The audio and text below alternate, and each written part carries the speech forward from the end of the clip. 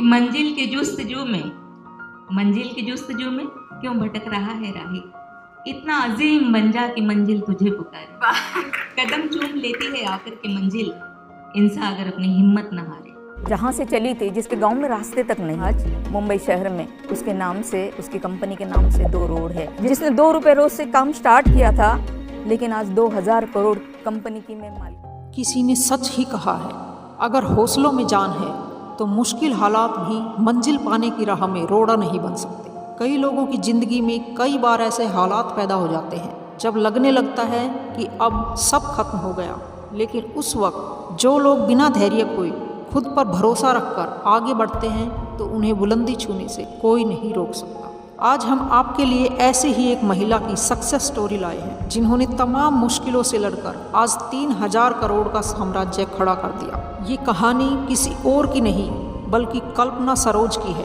वो कल्पना सरोज जो आज एक इंडियन एंटरप्रेन्योर और कमानी ट्यूब्स की चेयरपर्सन है, लेकिन इस मुकाम तक पहुंचने के लिए उन्होंने कई मुश्किल हालातों का सामना किया है और आज वे बहुत सारे लोगों के लिए इंस्पिरेशन बन चुकी है। उन्हें अक्सर पहली स्लम डॉग मिलियनेयर के रूप में जाना जाता है। उनकी सफलता की राह आसान नहीं थी, लेकिन उन्होंने दुनिया को दिखा दिया कि अगर आपको खुद पर भरोसा है तो सब कुछ संभव है। तो चलिए जानते हैं उनके संघर्ष से भरे इस सफ़र के बारे में। कल्पना सरोज का जन्म 1961 में महाराष्ट्र के अकोला जिले के विदर्भ गांव में हुआ था। उनके पिता पुलिस कांस्टेबल थे। परिवार को 2 वक्त की रोटी भी काफ़ी मुश्किलों के बाद नसीब होती थी। वे बहुत गरीब और एक दलित परिवार से थी, तो उन्हें बचपन से ही काफ़ी भेदभाव झेलना पड़ा। वे 3 बहनें थीं और 2 उनके भाई थे। दलित होने की वजह से स्कूल में बाकी बच्चों के पेरेंट्स उनके साथ अपने बच्चों को बात तक नहीं करने देते थे। कल्पना को स्कूल जाना बहुत अच्छा लगता था और वे एक प्रतिभाशाली छात्रा थी, लेकिन क्योंकि वह एक दलित थी इसलिए उनके टीचर अक्सर उन्हें अन्य छात्रों से अलग बिठाते थे। जब वह मात्र 12 साल की थी तब उनके माता पिता ने उनकी शादी उनसे 10 साल बड़े आदमी से कर दी। यहाँ उन पर हर रोज अत्याचार होते थे। ससुराल में उनकी जिंदगी नरक के समान हो गई थी। यहाँ उन्हें 10 लोगों के लिए खाना पकाना, सफाई करना और कपड़े धोने का सारा काम करना पड़ता था। यहाँ तक कि उसके साथ हर रोज मारपीट की जाती थी। शादी के 6 महीने बाद जब उनके पिता वहाँ आए तो उनकी हालत देखकर वे कांप उठे थे। इसके बाद कल्पना ने अपने पिता के साथ घर लौटने का फैसला किया। घर लौटने पर गांव वालों ने उनके परिवार वालों को खूब ताने सुनाए। दरअसल शादी के बाद माता पिता के साथ रहना दलित समुदाय द्वारा पाप समझा जाता था। कल्पना अपने आसपास के लोगों के दुर्व्यवहार से टूट चुकी थी। वे अपनी जिंदगी को बोझ मानने लगी थी। फिर उन्होंने आत्महत्या की कोशिश की। कल्पना ने चूहे मारने की दवा की 3 बोतलें पी ली थी और फिर उनके मुंह से झाग आने लगी। तभी उन्हें अस्पताल ले जाया गया और उन्हें भगवान द्वारा जीने का एक और मौका दिया गया और वह बच गई। इस घटना के बाद कल्पना की जिंदगी बदल गई और वह इसे आत्मघृणा में बर्बाद नहीं करना चाहती थी। इसके बाद 16 साल की उम्र में कल्पना ने मुंबई लौटने और अपने चाचा के साथ रहने का फैसला किया। वह मुंबई में एक गवर्नमेंट फैक्ट्री में काम करने लगी। यहाँ उन्हें दिन के 2 रुपये मिलते थे, यानी महीने के 60 रुपये। वह कुछ ही महीनों में एक एक्सपर्ट दर्जन भी बन गई और उनका प्रमोशन हो गया। अब 2 रुपये से उन्हें 10 रुपये मिलने लगे थे। अब वह अपने परिवार के साथ एक कमरे के फ्लैट में रहने लगी, जिसे उसने किराए पर लिया था।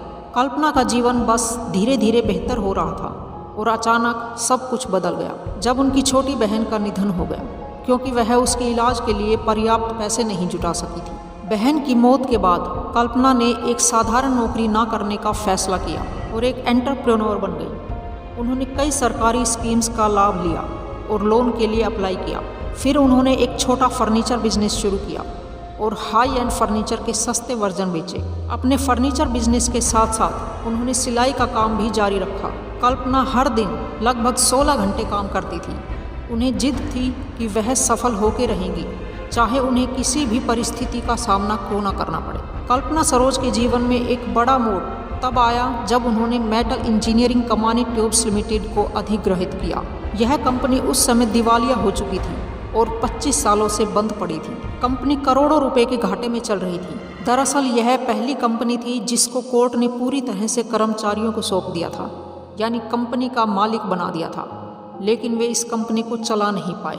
एक दिन भारी कर्ज में डूबी कंपनी कमानी ट्यूब्स के कर्मचारियों ने कार्यभार संभालने और कर्ज चुकाने के लिए कल्पना सरोज से मदद मांगी, तो उन्होंने कंपनी का अधिग्रहण कर लिया। यानी कंपनी का सारा काम अपने हाथों में ले लिया। इसके बाद उन्होंने 10 सदस्यों की एक कोर टीम बनाई और इसे अपनी मेहनत और लगन से एक सफल उद्योग में बदल दिया।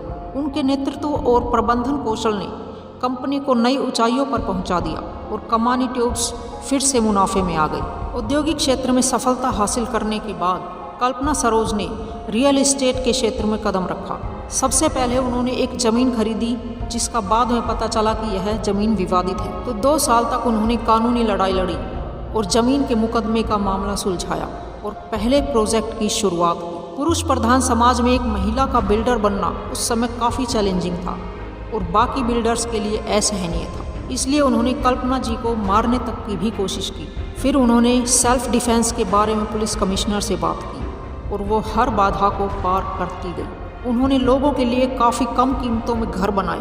उनका ध्यान किफ़ायती आवास परियोजनाओं पर था ताकि गरीब और मध्यम वर्गीय लोग भी अपने घर का सपना पूरा कर सकें। उनका पहला प्रोजेक्ट सफल रहा और इसके बाद उन्होंने कई आवासीय और वाणिज्यिक प्रोजेक्ट्स पर भी काम किया। रियल एस्टेट में सफलता पाने के लिए कल्पना सरोज को आर्थिक समस्याओं का सामना करना पड़ा। उन्होंने अपने पहले से ही स्थापित व्यवसायों से इकट्ठे किए गए पैसे को निवेश किया, सरकारी स्कीमों का, बैंकों का और वित्तीय संस्थानों से सहयोग प्राप्त किया और कुछ लोन लिए। उनकी मेहनत और ईमानदारी के कारण उन्हें हर जगह सफलता मिली। कल्पना सरोज को उनकी उपलब्धियों के लिए कई पुरस्कार भी मिले। 2013 में उन्हें पद्मश्री से नवाजा गया। उन्हें दलित करोड़पति यानी स्लम डॉग मिलियनेयर और भारत की आत्मनिर्भर महिला के रूप में पहचान मिली और उन्हें अलग अलग मंचों पर कई बार सम्मानित भी किया जा चुका है। आज कई कंपनियों की मालकिन कल्पना को न तो कंपनी चलाने का अनुभव था, न मैनेजमेंट संभालने का अनुभव, पढ़ाई या कोई डिग्री भी उनके पास नहीं थी। अगर कुछ था तो सिर्फ सीखने की ललक और कुछ करने का जुनून। इसी ललक ने, जुनून ने उन्हें कहीं रुकने नहीं दिया। एक कंपनी सफल हुई तो दूसरी कंपनी के बारे में सोचने लगी। कमानी ट्यूब का काम चलने लगा तो दूसरी कंपनी को खड़ा करने पर काम होने लगा। तभी तो उनके पास आज कई कंपनी हो गई। इस समय कल्पना Kamani tubes, Kamani steels, KS creations, Kalpana builder and developers, Kalpana associates जैसी दर्जनों कंपनियों की कमान संभाल रही है।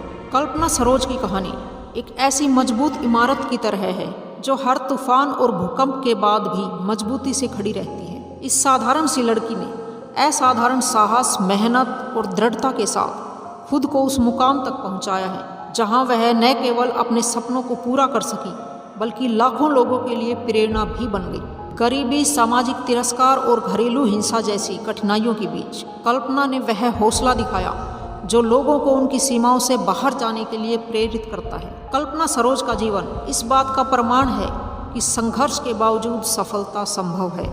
उन्होंने न केवल अपनी स्थिति को बदला बल्कि समाज के कमजोर वर्गों के लिए भी प्रेरणा का स्रोत बनी है।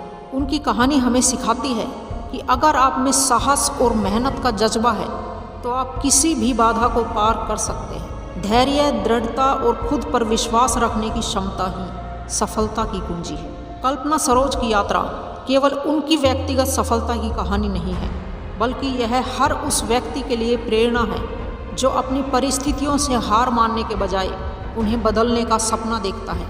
फ्रेंड्स, कल्पना जी की कहानी से अगर आप जरा सा भी मोटिवेट हुए हैं तो आप भी अपने सपनों का पीछा करें और दृढ़ निश्चय करें कि कुछ भी करके मुझे अपने लक्ष्य तक पहुंचना ही है।